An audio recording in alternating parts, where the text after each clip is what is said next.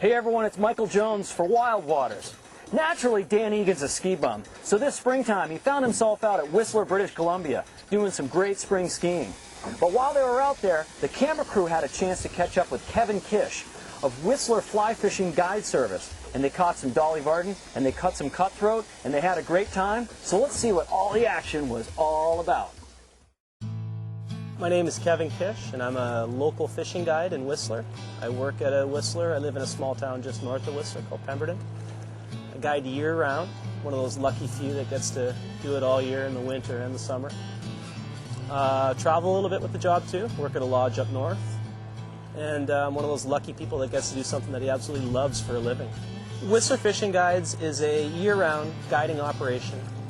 We guide mainly rivers if we have the opportunity. There's a short season during the summer where our rivers get really high, and we sort of change over to lake fishing. But we really do focus on rivers on a year-round basis. We fly fish the majority of the time. Fish from rafts, drift boat, jet boat, helicopters, float planes, you name it, we'll try to get you there in it if we can. And we truly don't have a closed season. We have good fishing year-round, and we're on the same river system as the Fraser River, which runs right through Vancouver. We're about 200 river miles from the ocean right now, and it would take fish that ran from the ocean about 2 weeks, 3 weeks to get to where we are right here.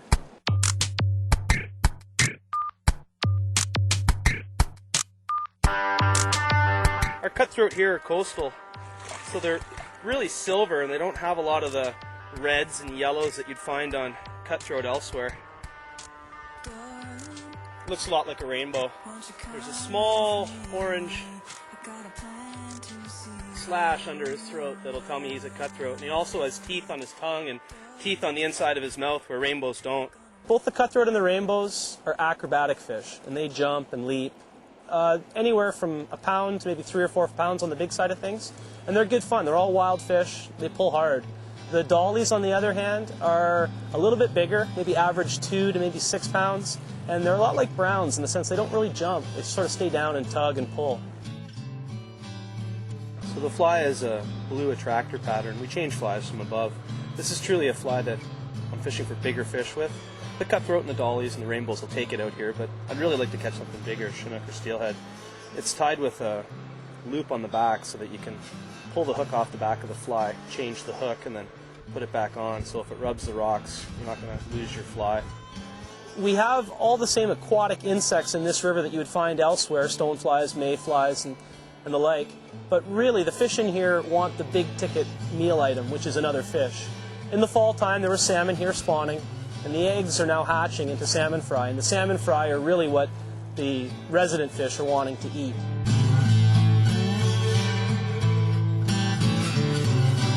The 3 things that we look for when we're going to fish a river like this is we want current, meaning a relatively slow current speed. Fish are generally lazy. They're a lot like us. They want to do a little bit of work for a big gain.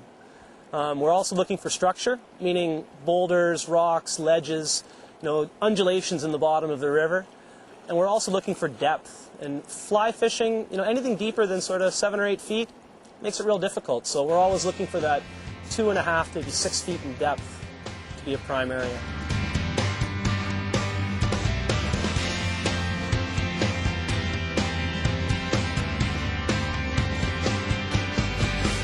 We live in a beautiful part of the world, and when you go fishing, you tend to go to remote locations where you don't see a lot of people, and you spend time, in a beautiful spot, which is really the biggest part of it. The fishing is there, and we do catch fish and have a great time doing it, but don't think that because you haven't fished that you wouldn't enjoy this because you're not skilled at it. Take rank amateurs out that have great days, and I've had people that have come out and not caught a fish and said that they had the greatest day, and other people that have caught tons of fish and said they've had great days.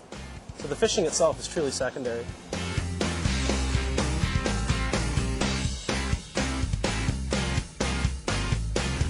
More Wild World of Summer right after the break.